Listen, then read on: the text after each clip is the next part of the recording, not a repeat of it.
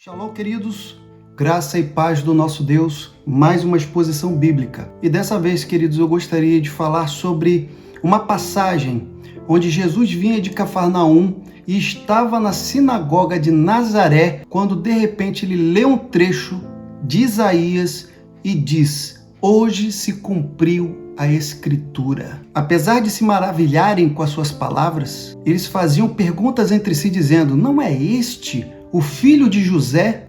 E o próximo versículo vai demonstrar que Jesus, conhecendo os corações e os pensamentos daquelas pessoas, ele cita então o provérbio no qual deixa bem claro que, na verdade, os seus ouvintes queriam que ele fizesse a mesma coisa que ele tinha feito em Cafarnaum, vários milagres. O nosso tema de hoje, querido, é atitudes para o milagre. Nosso texto base se encontra em Lucas, no seu capítulo 4, versos 22 e 23. Pela introdução, você já consegue entender onde nós iremos falar, e principalmente os versículos que vão falar sobre dois trechos muito especiais da Bíblia que com certeza vai edificar a sua vida. Se você gostou até aqui, se inscreva no canal, compartilhe nas suas redes sociais e vamos levar o Evangelho a toda criatura. Então vamos ler a nossa base bíblica que diz: todos lhe davam testemunho e se maravilhavam das palavras cheias de graça que saíam da sua boca. E perguntavam: não é este o filho de José? E disse-lhe Jesus: sem dúvida,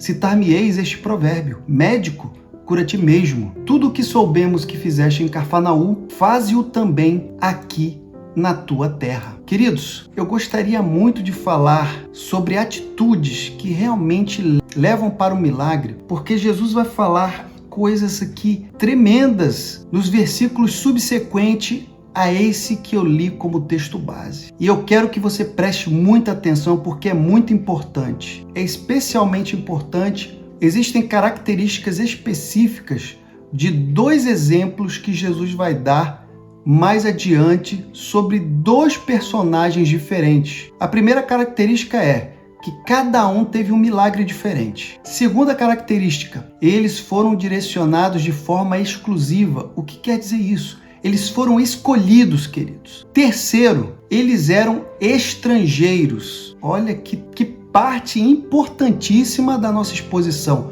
E quarto, eles tiveram atitudes especiais. Amados, eu quero falar do primeiro exemplo que Jesus fala logo depois que ele dá essa palavra, esse provérbio: médico, cura-te mesmo. Ele vai falar sobre uma viúva, a viúva de Sarepta de Sidom. Queridos, o Eterno ele foi muito claro. Eu não vou ler o versículo em si, mas vou falar para vocês aqui, depois vocês podem ler os versículos subsequentes.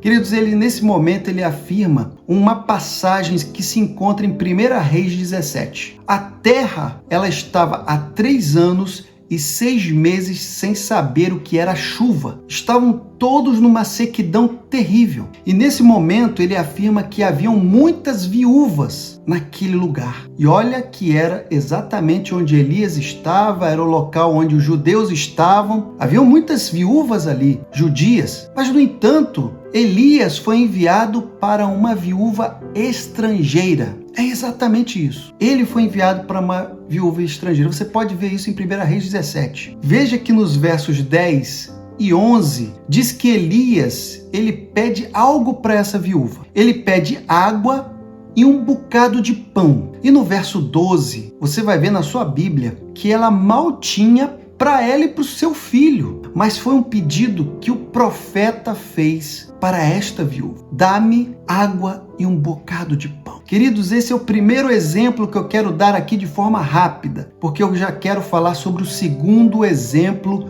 que o Eterno está falando nesta passagem. Ele fala exatamente de Naamã. E nós sabemos que Naamã era o capitão honrado, né? E Jesus, quando ele está falando sobre essa passagem de Naamã, ele vai dizer o seguinte: olha, naquela época, naquele período, haviam muitos leprosos nos dias do profeta Eliseu, mas nenhum deles foi purificado senão Naamã, capitão do exército da Síria, que soube que tinha um profeta em Samaria, querido. Ele soube, ele teve conhecimento e viu que tinha a possibilidade de ser curado da lepra. Então, resumidamente, ele foi até o profeta. Veja que nas duas situações aqui, eu queria chamar a sua atenção agora, que nos 2 versículos, veja que ele estava em Nazaré. Jesus Cristo tinha voltado, tinha saído de Cafarnaum, estava em Nazaré. Ao chegar lá, ele fala uma palavra profética, de que aquelas palavras que se encontravam em Isaías estava cumprida. No entanto, o pensamento de todos aqueles que estavam ali mas esse aqui não é o filho de José? Jesus, conhecendo os pensamentos e tudo que eles estavam falando entre si, Jesus cita um provérbio muito interessante, que eles diriam para Jesus, se eles tivessem oportunidade: médico, cura a ti mesmo. Porque eles queriam que Jesus fizesse sinais, milagres, prodígios. E aí Jesus vai dar exatamente esses 2 exemplos, onde ele diz uma coisa muito clara, que haviam muitas viúvas naquele tempo, entre os judeus inclusive, mas foi uma estrangeira que foi visitada pelo profeta Elias. E em segundo plano, ele vai dizer que haviam também muitos leprosos no tempo do profeta Eliseu, mas nenhum deles foi purificado, a não ser o capitão do exército da Síria, estrangeiro, Naamã. Bom, queridos, nós estamos vendo aqui que existem 2 pessoas totalmente diferentes, mas que tiveram situações parecidas.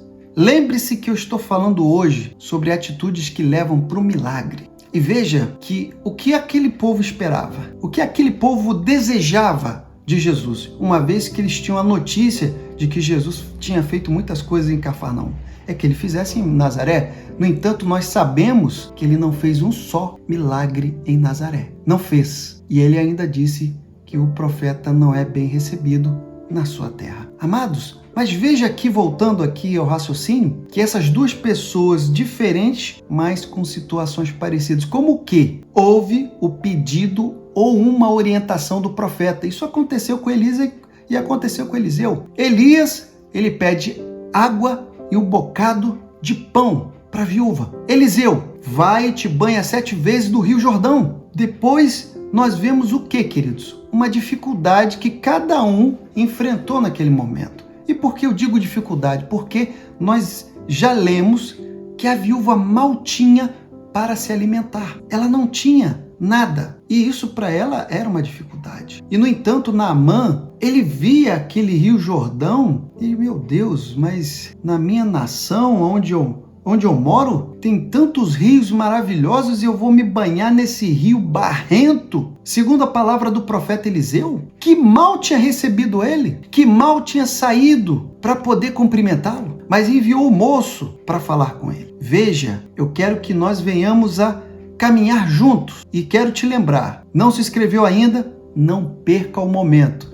Se inscreva agora e vamos continuando aqui com essa exposição. Amados, eu quero falar exatamente as atitudes que essas 2 pessoas tiveram para que elas pudessem alcançar o milagre. Aquela mulher estava muito necessitada e Naamã, de igual forma, ele necessitava muito de que a cura viesse à sua vida. Ambos precisavam de algo que para os seus olhos era algo difícil. E os profetas, eles foram enviados justamente exclusivamente para eles. Jesus deixou bem claro aqui. E aí vemos que a viúva, logo depois do pedido, mesmo ela reconhecendo que ela mal tinha nem para ela e nem para o seu filho, ela obedeceu a palavra do profeta. E ela foi, buscou a água e fez aquele bocado de pão e deu ao profeta. Naamã, ele a princípio ele foi mais resistente, ele entendeu que aquilo não fazia o menor sentido. No entanto, aqueles que viajavam com Naamã falaram: mestre, se o profeta te pedisse algo difícil, o senhor faria, mas ele te pediu somente que te banhasses 7 vezes no Rio Jordão. E ao ali imaginar e pensar, ele falou: é verdade. Apesar dele não ter vindo me cumprimentar, apesar de eu não ter entendido muito bem, mas o que ele me pediu não é nada demais. E ele foi então e obedeceu a palavra do profeta Eliseu. Ambos obedeceram. Mas existe um segundo elemento, queridos, um segundo elemento que os 2 também tiveram. Não foi só obediência, eles tiveram fé, eles tiveram a certeza de algo que ainda não estava materializado, queridos. O milagre ainda não tinha acontecido. Aquela mulher mal tinha, mas ela entregou o que ela tinha, segundo a palavra do profeta Elias. E nós sabemos que o azeite se multiplicou, o que ela tinha ali se multiplicou. Naamã, ele sabia que ele, apesar de tudo, ele foi e deu o primeiro mergulho, deu o segundo mergulho, né? E se fosse outro, de repente, não chegaria até o sétimo, mas ele foi acreditando na palavra do profeta Eliseu. Ao ponto, queridos, que quando ele chega até o sétimo mergulho, ele retorna com a sua pele tão restaurada que parecia como a pele de um bebê. Queridos, a palavra que Jesus lançou nesta passagem nos traz um alerta muito grande, queridos. Nos traz aqui uma observação muito valiosa, porque não são poucas as vezes em que ouvimos que nem muitas pessoas ouviram que Jesus tinha feito milagre e tal, e aquela coisa toda. Jesus fez tanta coisa em Cafarnaum, então ele vai fazer aqui agora. Olha que Jesus, ele tinha lançado a palavra profética, se cumpriu a palavra de Isaías, mas isso não era bastante para ele. Por quê? Eles conheciam quem era José e Maria. E eles tinham visto Jesus, mas moço, mas não é esse o filho de José? Então, essa forma de se maravilhar, mas não acreditar, é meio que pede algo em troca antes. Olha, para eu acreditar, precisa primeiro ter um milagre.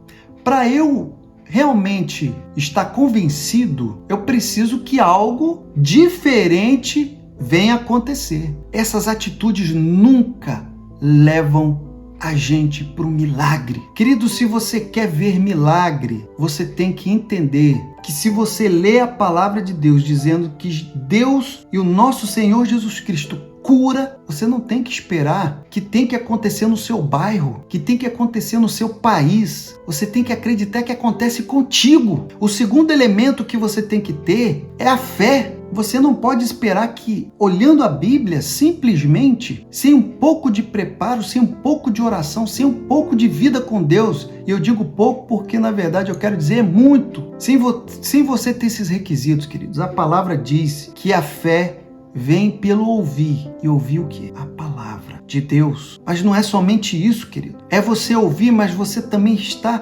preparado para poder se derramar. Você tem que exercitar a fé. Assim como Naamã e assim como a viúva de Sarepta fizeram, a mulher de Sidom e Naamã da Síria, eles exercitaram a fé e obedeceram, elementos infalíveis para o milagre. E eu quero deixar bem claro aqui, queridos, que eu não estou aqui falando algo para poder te estimular e simplesmente deixar você iludido, porque milagre não é algo que acontece sem a vontade soberana do Eterno. Mas você pode buscar a vontade dele. E se você busca a vontade do Senhor e ele quer te curar ou ele quer fazer um milagre, você pode ter certeza, você obedecendo ao Eterno e tendo fé nele, o milagre é garantido. Então, meu amado, eu gostaria que você agarrasse essa palavra hoje. Eu gostaria que você tomasse posse dessa palavra hoje. Veja que Jesus desaprovou o coração dos moradores de Nazaré, porque os seus corações eram incrédulos. Seus corações estavam somente crendo, nem no que via, nem no que ouvia. Eles estavam maravilhados no que ouviam,